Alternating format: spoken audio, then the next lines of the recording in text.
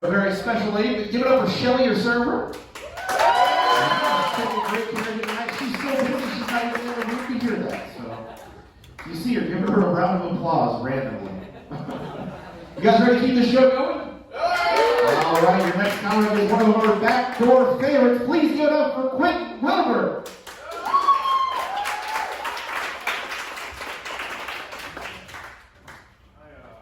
How you guys doing tonight? Nice. I'm very happy to be back here. I love this club. It is my favorite comedy club in all of O'Fallon.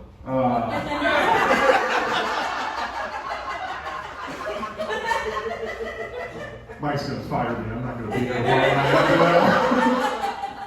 No, I do like being here. I have really fun experiences when I'm up here. Last time I was here about a month ago, I was doing a show and a woman hit on me, which I was pretty happy with. Like some people would call it heckled, but I'm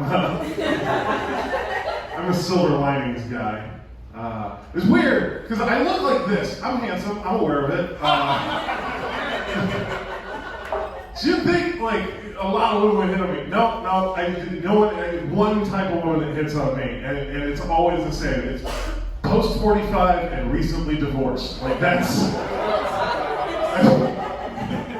who looks at me and goes, oh yeah, I want him. And I always had the same pickup line too. I was at a bar with my girlfriend one time. This woman comes up to me. She's got the Karen cut, and she just goes, oh my God, you are so handsome. You remind me so much of my son. I'm not comfortable with this. Sorry, ma'am, I don't watch that section of Pornhub much. So, you guys have a good pandemic? Yeah. I had a fun one for the most part.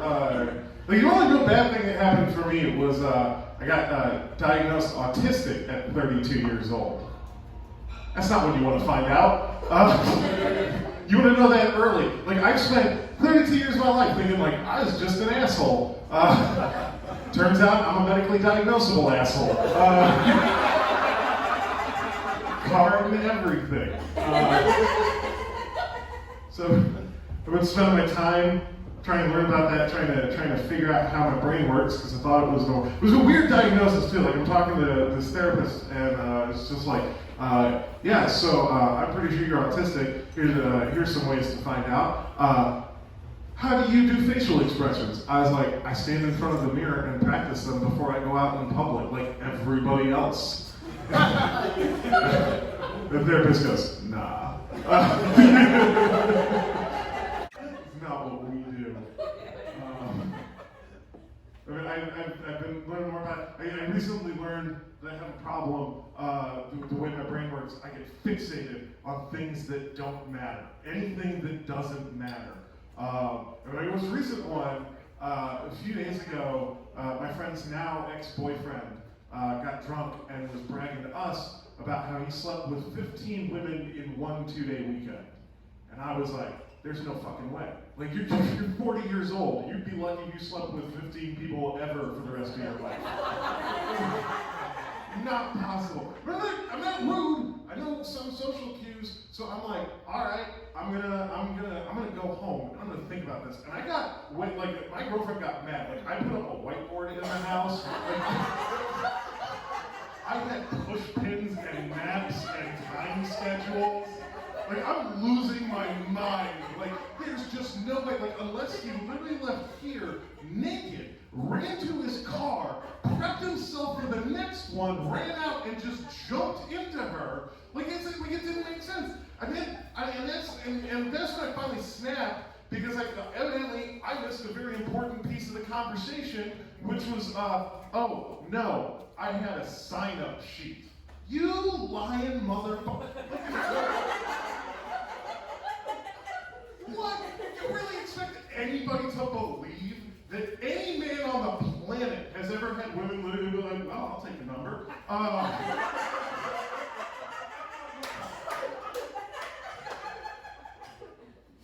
It was all along the same college campus. And none of these women cross paths and cock-block you for the rest of that weekend? Really? Like, no. Men won't come. You can't even make your ex-girlfriend come. Like, fuck you. She's hooked up at my house before. It does not take her much. Like, I have heard her in that guest room. No.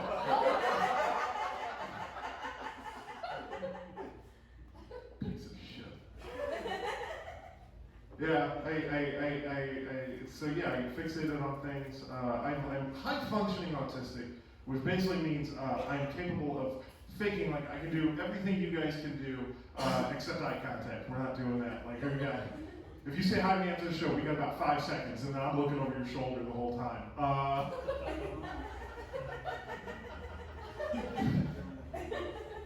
Other than that, my pandemic was good. It's when I met my girlfriend, not met, but when me and my girlfriend got together, which was nice. I'm in a healthy and happy relationship, which, yeah. I'm gonna be honest, I didn't know that was an option. I spent my whole life watching my parents' relationship. Like, I thought that's what you did, was you got older, and you married somebody, and then you passive aggressively belittled each other, hoping that the other one would die, until one of you did. But no, I'm in a good relationship. It's nice. Way better than my last relationship. Oh. I was dating a hardcore addict. Has anybody here ever dated someone with addiction issues before? One person, the rest of you make good choices. All right, that's cool. If you've never dated an addict, it's a nightmare. And this girl had all the problems. Like, she had a big issue with pills and booze, and she was addicted to other dicks. It was a nightmare. Sorry, when she cheats on you with one of your best friends the day she steals your mom's pain meds after her surgery, you're not going to talk nice about her on stage ever again. We'll call her Lauren because her name's Lauren.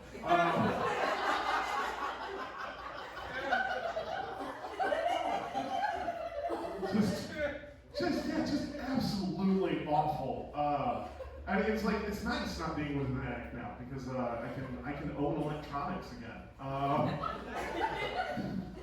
Nothing goes disconnected. I have a watch now. Doesn't work, but I have it. No, I love my girlfriend. She is absolutely amazing. We just moved in together, which is pretty nice. We have a roommate because we're millennials and we're poor. A lot of my guy friends are just like, you live with 2 chicks? That is fucking hot. Rob gets it. Because I'm like, what world do you think I'm living in where I'm sleeping with both of them? Are you kidding me? Like, no, there's nothing hot about cleaning 2 girls' worth of hair out of the shower tray. Disgusting is what it is.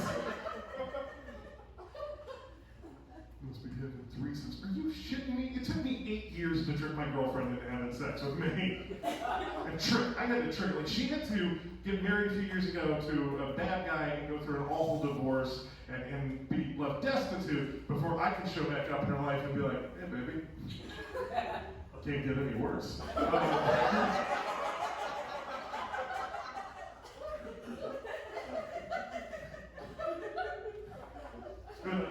It's been a fun adjustment, living with a roommate. There's a lot of different things about it. The biggest one is, like, me and my girlfriend have dogs. I've only ever had dogs my whole life. I'm a dog person. A roommate has 2 cats. I've never taken care of cats before, and that is a goddamn experience.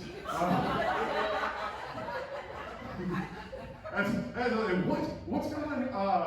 Like, here's the point. The girls went out of town. They went to Colorado for a week, so I was looking after the house, and I'm excited, right? I'm like, oh yeah, I'm gonna nail it. So I work 2 jobs. I don't get to, like, do anything around the house. They do all the stuff around the house. So for me to have a week where I'm like, I'm gonna crush it. They're gonna come back and it's gonna be amazing, and I am gonna clean the cat's litter box. Never done that before.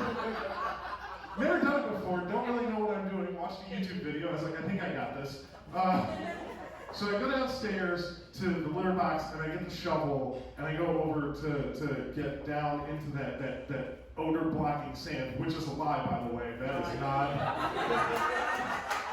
That is false advertising. We need to sue somebody over that shit right now. Literally that shit. There is. There's a 10-foot square in that basement. You know cats live in this house. I'm excited. I got the little bag. I got the shovel. I'm doing the sifting. I'm getting all the clumps out. Right? I'm thorough. I'm there, and the cats are just staring at me while I'm doing this.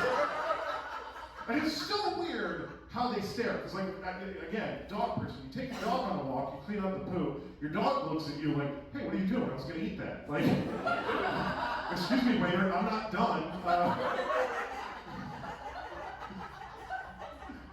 Cat's just looking at me like, yeah, you're my bitch now. The cat's just staring at me, just like, just direct eye contact, because I'm already not on board with. Tails twitch every once in a while, just the tip, and they just sit there motionless, right? And I'm like, okay, I'm uncomfortable, but I'm getting the job done. It's all out, right? I stand up and come back tomorrow. This litter box is clean. It's gonna be amazing. I stand up and I just admire my work, and then two orange tails just right here, right between my legs. And they sit down and they take care of what they need to take care of, and they turn around and they just start staring at me. And I was like, what, you thought you were done? I'm sorry, you're my bitch now. I'm not a BDSM guy. But I know what it's like to have a dominatrix now.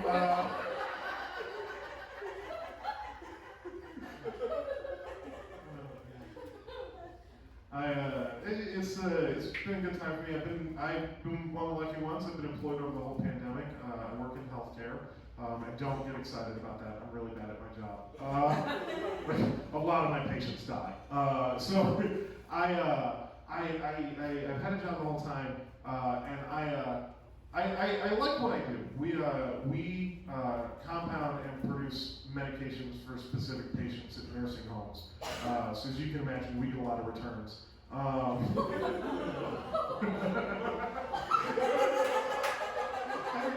Every time.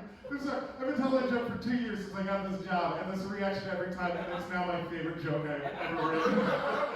Because it's always that. It's always just someone like, oh. You didn't know her? Like, maybe she was a nice lady and carried caramels around all the time. Maybe she hid art for the Nazis. Like,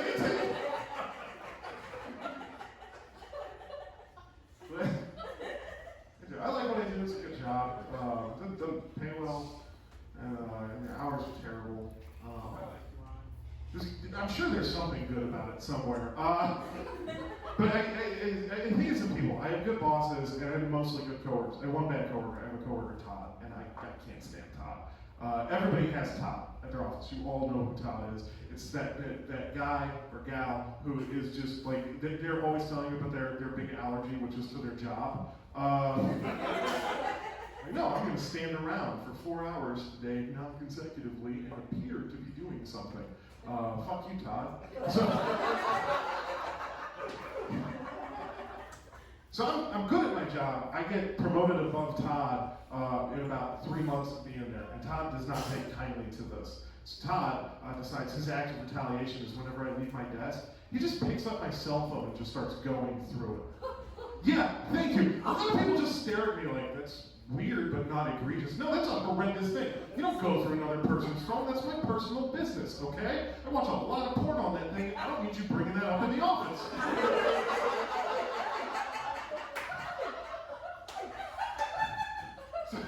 So I decided, all right, he's going to keep doing this. I'm going to start messing with Todd. So I just started texting myself pictures of my junk.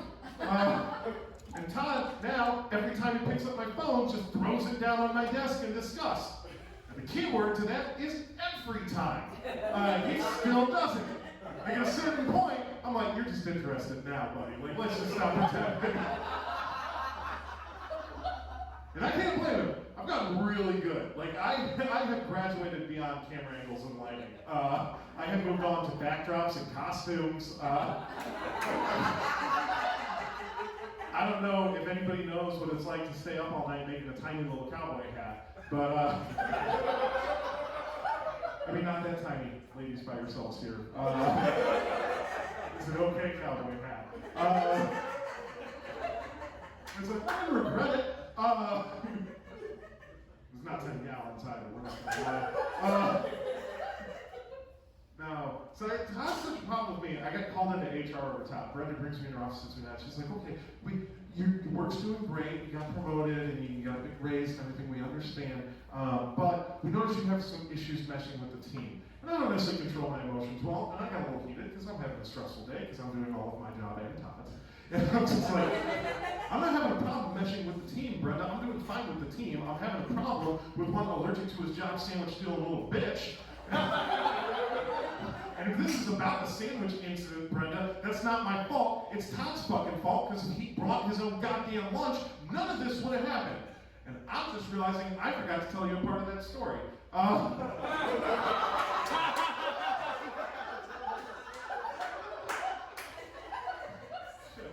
think I can work it in.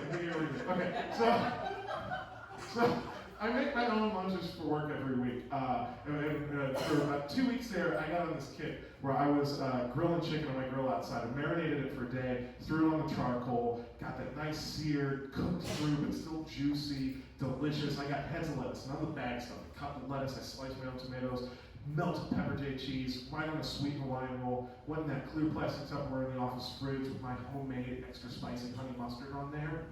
And people looked in that office fridge and they went, damn, that's a good looking sandwich. It was. And then my sandwiches started disappearing from the office, and I started to get pissed because I was pretty sure I knew who it was, but I couldn't prove it. And I decided I was going to get to the bottom of this. And as I mentioned before, I work with medicine. Oh yeah. Yeah, Thursday sandwich, that extra spicy honey mustard, had an extra dose of laxatives in it.